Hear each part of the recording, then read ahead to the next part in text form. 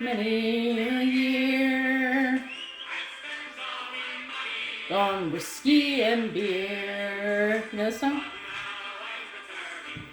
Hello! Happy St. Patrick's Day! Hi. And it's no, nay, never. No, nay, never, no more. Well, I've played the wild rover. No, never, no more. Welcome to a special St. Patrick's Day edition of Discovery Explorers. I'm off of school. The kids have off from school, which is really delightful because we have the luck of the Irish. I'm Anthropologist Alison. And I'm Explorer Evan, and Tundin Tegan's Tegan is on probably YouTube somewhere else. Anyway, it's a St. Patrick's Day edition. Anthropologist Alison, 80%, 80% Irish? Scots-Irish. I'm Scots-Irish. So I'm 50% Irish and I'm 30% Scottish, and we're talking about the Irish right now. So I'm Scots-Irish. Yeah, so we're here. God bless you. We're here. We're experts. We are experts on the holiday. We have deemed ourselves experts on the holiday. Yeah. I have deemed myself an expert on the holiday. Local expert, if you will. My family, the Galloway clan, they formed a St. Patrick's Day parade over in Bucks County, Pennsylvania, over like 30 years ago at this point. I forget what year it started. And my family's always run a parade. I grew up, and you know, most people have Thanksgiving or Christmas or whatever, and my family, that our holiday is St. Patrick's Day. Like, that's what we do. When I moved away, I would fly home for St. Patrick's Day to go to the parade. I've So only been twice. yeah, Evan's been twice. Well, you know, airfare and pandemic and things. Anyway, so we're here to talk about St. Patrick's Day. Some people call it Paddy's Day. I like to let people know when you wish St. Paddy's Day, it's actually Paddy, like Padraig. This is an A, if you can't. Padraig. And Padraig is Patrick. And Paddy is Paddy for Padraig, St. Patrick. So when you want to wish your friends Happy St. Patrick's Day or Happy St. Paddy's Day, be sure to use the D's, the double D's, not the double T's, because Patty is short for Patricia, and that's a girl's name, and that's not St. Patrick at all. So that's one of the big ones that I like to tell people right off the bat. Get it right. Just kidding. Do whatever you want, and we'll love you either way. So that's one of the things. So this is going to be, like I said, St. Patrick's Day edition of discoveries for you. So we've created a bunch of things. We're hoping that you get a lot of insightful discoveries from St. Patrick, the holiday, all kinds of things, and let us know. Comment below. How many discoveries did you have from this video? One of the discoveries I just figured out was we put the paper with our notes upside down. So that's, aha! Explorer, I haven't flipped it. Okay, so jump right into it. As I said, the Galloway clan has been running the Bucks County St. Patrick's Day Parade, which happens on the Saturday before St. Patrick's Day, and all kinds of parades happen at that time. Also, the Trenton, New Jersey parade happens the Sunday before. Some of the great parades that happen today, the largest St. Patrick's Day parade celebration is in Dublin. Their parade happened at noon Dublin time, which would have been 5 a.m. in California time. But you can watch that. You can watch that on Ireland.com, and it's sponsored by the Ireland Tourism Agency. So if you want to watch the Dublin parade, that's there. The second largest St. Patrick's Day parade in the world is in New York City, and that's actually still happening now. That started at 8 a.m. Pacific time, 11 a.m. It's not 11. 1104. So St. Patrick's Day used to not be as grand. It actually was more celebrated by the immigrants of Ireland, specifically, definitely in North America, in the United States is a really big celebration. There's been a lot of like turbulence in Ireland between the Irish and the British And so sometimes they weren't allowed to celebrate it, or they needed to celebrate it like low key. One of the things that Irish do over in Ireland is they wear shamrocks, a sprig of shamrocks to celebrate the holiday. And somehow we have them in our front yard. We have shamrocks actually all around the house, so it's kind of cool. Yes. Not in the backyard though. Yes. What? Yes, they're weeds.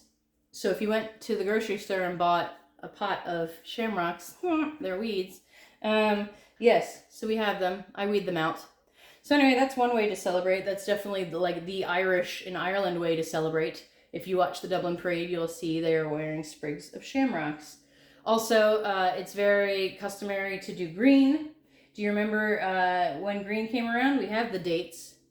But green is customary. But they used to actually be blue at some point in time. In 1783, the Order of St. Patrick adopted blue as its color. And so blue ended up being the color for St. Patrick.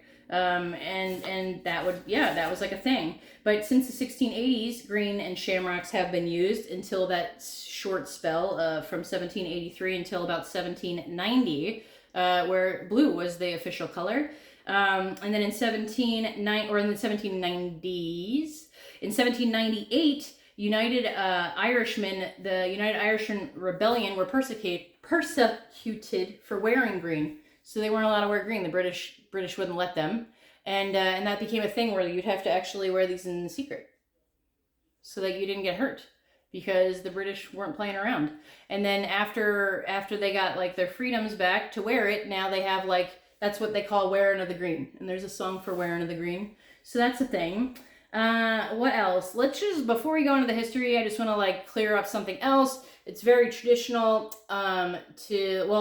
It's a whole thing. We'll do we're just gonna. So St. Patrick, today is St. Patrick's feast day. And the day he died. Usually feast days are typically the day someone dies. So this is the day that they believe he died in the 500s, right? Maybe 600s. 400s. No, he's born in probably in the 500s then, because he was born in the 400s, 482 or something. People don't know. People don't know a lot about St. Patrick. He wrote a letter, or at least they think it's him that wrote the letter, so that told some of his story. St. Patrick was born probably in the 5th century, which would have been the late 400s, that's what I'm saying. That, first off, that's Wikipedia, so that is not a source that you can quote in papers, just FYI. It's all good. Wikipedia is great, and we don't know, because people can add to Wikipedia anytime. But it's still, I researched it enough. We're not sure when he was born. We do know, or we think we know, that he was born to a relatively wealthy family in the Roman Britain. So it was actually before Italy, but that's when the Romans were in Britain. But it was toward the end of their reign. So that's when they started to have come in? Do you remember what happened to him? Mm-hmm. He was around 16 years old when he was captured by Irish. They were Druids at the time, but the Irish, they captured him and they sold him into slavery. He was a shepherd. He was all by himself for 6 years. He was in isolation, being a shepherd for 6 years. So from 16 to 22. Yeah, and ironically, his family was kind of religious. His dad was religious, or was a bishop or a priest or something, as was, I think, his grandfather. But he wasn't very religious. But when he was stuck for those 6 years, kind of alone, that's when he found God and found some sort of a connection to actually Christianity. And so he had said that he heard from God, the voice of God, to march to the coastline, and there would be a ship that would be waiting for him to return him back to Britain. And so that's what he did. He marched 200 feet, around 200 feet, or 200. Oh my God, he went from 2,000 feet to 200 miles. 200 miles, they say, but we don't know, again, to the shore. And there was a ship there, and he convinced them to take him back to Britain. So he did. He went back to Britain, and he became a priest, or a bishop. He became a bishop. And he was assigned to come. This is getting boring. So what are we going to talk about now? Anywho, so he went to England. He comes back to Ireland, and he brings Christianity to Ireland. He brought Christianity. He was really into it. That was obviously the thing that kept him going when he was in isolation.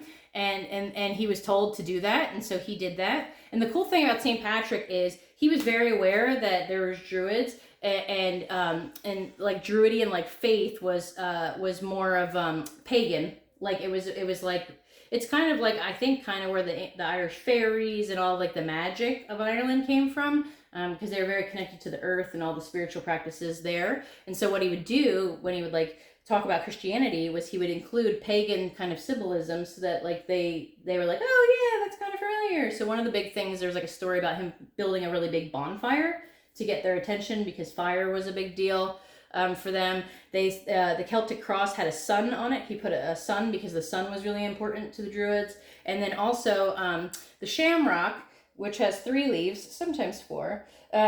There's 2 kind of competing stories about the shamrock. One was that he used it to, after he built this bonfire, to convince like whoever was like the head of Ireland at the time to do Christianity. He built the bonfire and talked about the Holy Trinity of the Spirit, the Spirit and the Son and the Holy Ghost. And the Holy Spirit. Why am I blanking on the Trinity? The Father, Son, and the Holy Ghost. Oh my gosh. So God and Jesus Cristo and the Holy Ghost. So anyway, so they say that was one of the things, is the Trinity. So Father, Son, Holy Spirit. But the other one was in paganism, like they really care about the number 3. The number 3 is like huge in all of history. So he used the 3 to talk about it. So that's one of the ways that they talked about. That's like how he tied in Christianity. So maybe he actually did both. I don't know. Anyway, so that was that. So he was he like made Ireland Christian. People really loved him. He was a cool dude. Died March 17th. Made it a feast day. Ironically, St. Patrick's actually not a saint. For Christianity or Catholicism, at least I know. Canonization, which is how you become a saint, you need 2 miracles. They didn't have a canonization process when he died, so he's actually not technically a saint, although he was deemed a saint because he was so popular. And then there's like all the story about how he drove out snakes. It's actually not true, because there's no snakes in Ireland, but maybe because he drove them out. Just kidding. Anyhow, so that's that. This got kind of boring and not really fun. I got that it was not boring. It was not fun. So anyway, he's actually technically not a real saint. We've kind of dubbed him because he was popular. His feast day. What year is this? 17. I didn't write that very well. I don't know. Okay. Anyway, it became a national holiday in Ireland, 1903. Also, so that means that everybody gets off from work. No one has to go. Actually, at some point, they banned alcohol sales in Southern Ireland, like in the Free Ireland, for a little bit, because people get so drunk. But you can drink now.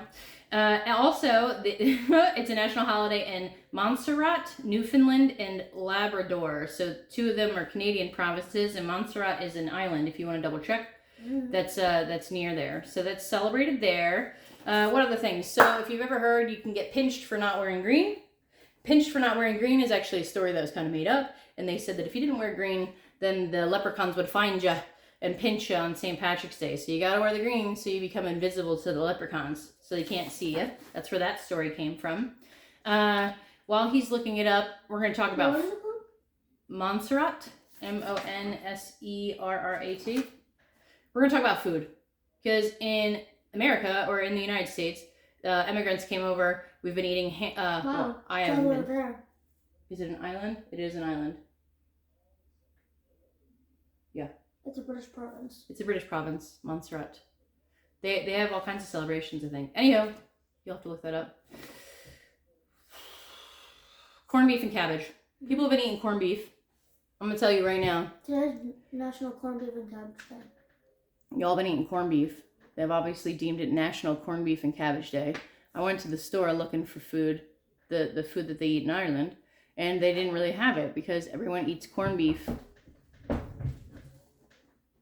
Everybody's eating corned beef. Corned beef was actually something that came later. It was definitely the Irish immigrants to the United States. I'm not talking about corned beef. I mean, I am talking about corned beef, but I'm not trying to adopt it as my practice. But some of the stories about it is it maybe wasn't as pricey as ham at the time, or that the Irish immigrants that were Jewish they adopted it, and so because they couldn't eat ham, and so it became a practice in the United States, and that's actually not what they eat in Ireland. What they eat is bacon and cabbage. And in Ireland, bacon is actually our ham. That's what they call bacon. And actually, I've seen Irishmen eat bacon, our bacon, U.S. bacon, and they are like, oh God, it's so salty. So yeah, their bacon is actually ham. So the proper, What? I'm just making sure that for seriousness, the proper thing to eat is ham and cabbage, or bacon and cabbage. So we do a pot of cabbage, boiled potatoes, some onions in there, just for some flavor, and a ham. We do a ham in the oven, and then put some ham pieces in. So I like to add a little basically chicken broth to make it like taste good. I also add carrots. My family does not add carrots to the big old pot, but it's really just a big old pot of boiled cabbage and potatoes, and ham. That's what you eat. And almost everything was bad. What do you mean everything? Like the ingredients. Oh my God, Ev. Yes, so we had unsalted butter. That was bad. I didn't double check. It went bad because it was unsalted butter from right before the pandemic. I bought it in the pandemic. We didn't use it. It looked like it was turning into cheese. Also, we couldn't find ham. God, that was really... So we couldn't find ham yesterday. It was like a whole thing, but I could find a lot of corned beef. A lot of corned beef. So we went to honey baked ham, but it was like the honey baked ham that was already honey baked, not like... I had it on the side, so I literally just like pulled it off, put it on the side for people who want it because it's not traditional. And then I rinsed the ham off. I did. I rinsed the ham off. So some people would like be like, woo! So I did that, and then the other thing was there was potatoes. I had a bag of potatoes for the longest, and they actually went bad this morning. So whatever, we made it work. Other foods that we do: Irish soda bread. The soda for baking soda. Irish soda bread is more like a scone. It's a bread. It's got raisins in it, and you slice it up. You can toast it with a little bit of butter and a cup of tea, or a cup of tea. That's a big thing. My family makes Irish soda bread. My family doesn't do a lot of sugar in their Irish soda bread. Some people do. I literally just went to Sprouts, which is a grocery store, and they have it, and they have like sugar on it, and I love it. So we have Irish soda bread. Another thing that we do is this is actually a Pennsylvania thing, literally a Pennsylvania thing, like nowhere else. They have these little candies, and they're called Irish potato candies. And it's, so that's where the unsalted butter comes, but that's cream cheese, unsalted butter, powdered sugar, shredded coconut, vanilla, and then you whip it all together like a hand mixer. Well, you whip the cream and butter together with a hand mixer. You kind of like by hand with the coconut, and then you roll it in cinnamon. You make it little balls, and you roll it in cinnamon, and they're like cinnamon creamy coconutty balls, and they're like literally amazing. So I'll make them today. That's again a Pennsylvania thing. And then another cool thing that we do is, and this is again probably, I don't know if it's Irish, but it's a Pennsylvania thing, where they do carnations that are dyed, they're dyed green. So you have like green and white carnations. I could not find them anywhere here except for one store. There is a Ralph's near me that I think that person's probably from Pennsylvania. So that was pretty exciting. So we've got that. What else do we have? That's like a whole thing though. So everyone wants to talk about, you want to talk about it? So St. Patrick's Day, because, okay, so in Ireland, St. Patrick's Day is a holy day of obligation, meaning you gotta go to church. And for like many years when like it wasn't a big deal in Ireland to celebrate, because you had to like keep it on the down low, the DL, you would definitely just, church is always a big thing. So you'd have to go to church. So it became like a church day, and it is a church day because it's an obligatory day, holy day of obligation. And so because it's a holy day of obligation, sometimes it overlaps with Holy Week for Easter. And so on the rare occasion where it does overlap with other obligatory days, they do move it. And so Evan, what was one time about St. Patrick's Day when they had to move it because it was on a Holy Week? They had to move it to April 3rd. I don't know the year. April 3rd. Because it overlapped with Palm Sunday. So one time they did it, and it was April 3rd they moved it. They've moved it twice in the video that we saw, and then the next time they move it's like 2162 or something. So you can Google that too. But so it's not going to happen again in our lifetime where they have to move it, but they have moved it, which is pretty neat. What else? So wearing of the green. We talked about wearing of the green. They weren't allowed to wear the green. Green became the thing. There's some lore about green. There's one story about a guy who got bit by a snake, ironically snakes, and Moses helped him. And the wound, after he healed him, the wound turned green, and then he moved to some place where there was no snakes. Ireland. And that guy's name was Green, and so that's like one of the folklore. Yes, and then do you want to talk about, let's talk about the flags. So in 1642, the original flag for Ireland, and it's still like a flag that resembles like Irish pride or the Irish nationalism. 1642, that was the first time they flew the green harp flag, and so it's a green flag with a yellow harp or a gold harp in the center. And that was the national flag for Ireland up until 1916, where they changed it to they call it the Irish tricolor, which is green. Yeah, that's the harp flag. And so they changed it to the green, white, and orange. That Irish tricolor was first flown in 1848 by a really famous dude in Ireland. His name is Thomas, and it's, I don't know if you pronounce, do you remember how we pronounce the name? They said it this morning. I'm not going to sound great because I don't have the Irish words are hard sometimes. Mm-hmm. But it's Thomas Francis, and if you were reading it, you would say Megar or Megar, but that's not how you say it in English. It's like Thomas Maher. I think it's Maher. Or you may not pronounce the M because sometimes you don't pronounce the M. Like Slanchaba. Slanchaba has like MD. You don't pronounce it. But anyway, Thomas Francis, it's Meaghar. He was a young Ireland rebellion guy, young Irelander rebellion. And he actually came over to the U.S. and he was in war here too. So he was called a brigadier. Is that how you call it? Brigadier general in the U.S. Anyway, so Evan, there's a green and there's a white and there's an orange. What do those colors mean on the flag? Green means Christianity. White means peace between both, and then orange means Protestants. Yeah, so he's right. So the green side is the Free Ireland side, which is the South Ireland. Actually, kind of North Ireland's like doot, and there's like a wrap around. So that's the green. They're Christianity, Christians, Catholics. That's green. Then there's the orange side, who are the Protestants, and they represent the more the UK Northern Ireland side. And so they've been at war for quite some time. I mean, they're at peace right now, but like, you know, as recently as like early 1990s, like they were still, I mean, it's like a thing, you know. Yeah. So anyway, so that's what it's about is the unification of both sides. Thomas Francis Meagher, he said, white in the center of the flag signifies a lasting truce between the orange and the green. So now you know, 1916 Irish tricolor. That's now the national flag for Ireland. That's what that's about. What else about Ireland? So St. Patrick's Day is the most celebrated national federal holiday festival in the world. Most celebrated national festival in the world.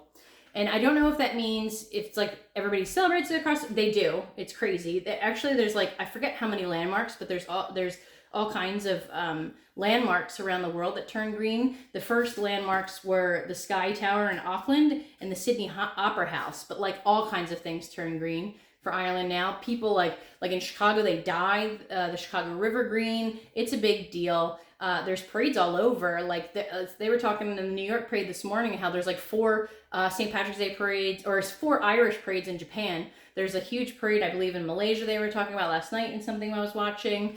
And then also, like, I thought that a lot of the immigrants that immigrated were where I was from, because of course, like, that's, you know, so I've got New York City, we've got Boston, we've got Philadelphia, Chicago, but also I found out last night, which was an aha for me, that they immigrated to Canada, Brazil, Argentina, New Zealand, and I want to say Auckland, but I'm not sure. But it's also New Zealand. Okay, so Auckland, New Zealand. So and in Australia. So it was like, yeah, anyway, so they kind of went all over, which is really cool to think that there's like an Irish contingency in South America. They're not like in Brazil and the Argentine. That's pretty neat. That's what they call You don't call them Argentinians. You call them Argentine. I don't know if that's an aha for you. So that's pretty cool. What else do we know about St. Patrick's Day, Ev? Sprig of shamrock. Oh, Birmingham, which is not just in Alabama, it's also in England, is the largest St. Patty's Day parade in England. Oh, we didn't talk about that one. Do you want to talk about that one? Mm.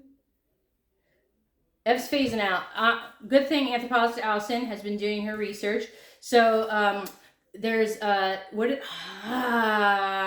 can't think of the name of like the president or the leader in Ireland. Do you remember the name? Irish is hard. Irish is really hard. Anyway, so it's customary for their leader to go to other places. And so one of the things is with the U.S., there's a great custom in the U.S. It started in 1952 with Harry S. Truman, where it's going to annoy me so much. The leader of Ireland sent a box of shamrocks to Harry Truman, and now every year they're actually the president or someone. It used to be someone like of the presidential like cabinet, but I believe it is the president at this point. It's become a customary ever since Bill Clinton. It's become like literally it is every year now. They receive a Waterford crystal from Ireland, and it's full of shamrocks. So I think that's really pretty that they get a crystal full of shamrocks. And so the Irish, like, they love that that the world celebrates Ireland. It was like a modest holiday at some point in the mid 90s. I want to say 1995, 96 is when they adopted this festival, where it's like a 5-day festival now in Ireland. Dublin's like obviously like the hub of all of it because Dublin has the parade, but it was really modest. But now it's a huge like 5-day festival, 4 or 5 day. I think it's 5-day. But up until then, it was the U.S. that really like showed out. Like the U.S. was the one that celebrated it a lot. There's some people that get upset because it is supposed to be like a religious holiday and it's become really secular, which means like commercial and everything and not really tied to like the Christianity component of it. And so that's one of the things. But like another thing is people kind of, well, not everybody, because a lot of people, like Irish people are really cool. So they're pretty chill about everything. But that, you know, people use a lot of things to like that could be, I can't think of the word of it, but like they'll dress as a leprechaun or they're very stereotypical, like stereotypical. It's called appropriation, cultural appropriation. It's using Irish culture in like a funny way, not really the way that it's designed. And so it's kind of like irreverent or disrespectful. So some people are like, meh. But like for the most part, it keeps getting bigger and bigger. And Irish people, like, I don't know about any other holiday, but this is the one day that Irish people are like, man, everyone's Irish today, because Irish people just want to have fun and drink beer and whiskey. And so, like, that's it. So today is your day. Even if you aren't Irish, you're Irish. Everybody's Irish on St. Patrick's Day. Dressed like a leprechaun, we don't care. Drink green beer, we don't care. We're really excited. I have a playlist. I could post the playlist below. So if you want to link to all the Irish songs, we've got like eight, almost 9 hours of Irish tunes, which are pretty amazing. That's less than you have for Christmas. It is 2 hours. I make very long playlists. My Halloween playlist is outrageous. My Christmas one's outrageous. My birthday one's outrageous. They're very long. It's like an event, you know, because you don't want to be wrapping the same playlist for like every 2 hours. You really want the whole day. So I'll post that. Yeah, what else do we need to say? First off, you can write Paddy with 2 T's. I'm just letting you know it is Paddy with 2 D's because it's Padraig. So that's one. And then, but write Paddy with 2 T's and it's okay because it's fine. And you can eat your corned beef and cabbage. I'm okay with it, although I wish I could buy ham. I wish it would have been easier. but it's fine. It's bacon and cabbage in Ireland. It's ham and cabbage here. And that's cool because that's how we celebrate it. Or that's how, not I celebrate it, but like the United States celebrates it. So it's all good. And just do your thing, dude. Like St. Patrick's Day. Yes, St. Patrick. It is a religious day. Like, again, he isn't really a saint, but he is a saint. And Saint Bridget is Saint Patrick is the patron saint of Ireland, and so Bridget is as well. Can you look up Bridget? Brigid, Saint Bridget. I believe she's also the patron saint of Ireland. Brigid, Saint Bridget. Bridget of Kildare. Patroness. So she's They have the boy and the girl roles. St. Patrick for is the patron. St. Bridget is the patroness. We can do a whole thing about St. Bridget's cross because everyone in my family has a St. Bridget's cross over the door. We can do a whole thing about like Irish folklore and you know, fairies and the magic that we have, and because we're all like kind of naturally gifted in things. We could do a whole thing on, gosh, all kinds of things. But for now, you have it. Like, hopefully you've gotten a million ahas here. Got salud. God bless you. God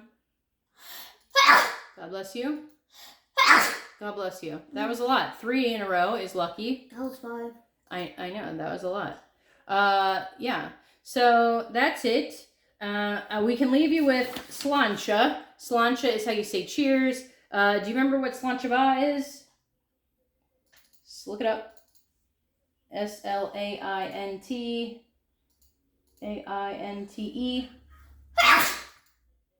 It's the shamrocks. Good health. Good health. And sláinte is cheers, right? Just erase. Sláinte. They say sláinte, but it's MHATH. Health. Yeah. So sláinte is cheers. It means health. Sláinte is good health. That's what you would say if you're Irish and you're toasting. You would say sláinte or sláinte. Sláinte. And there's also a way to say Happy St. Patrick's Day. There's a singular version and a plural version. I'm trying to remember it, but I don't. It's Fahil Padrig Sol. What is this? Why are you adjusting this? Hold on. Fahil Padrig Soha, and then it's, I think, hold on, St. Patrick's Day in Irish. Sorry, how do you say it? Lafail Padrig, but you're supposed to say Lafail Padrig.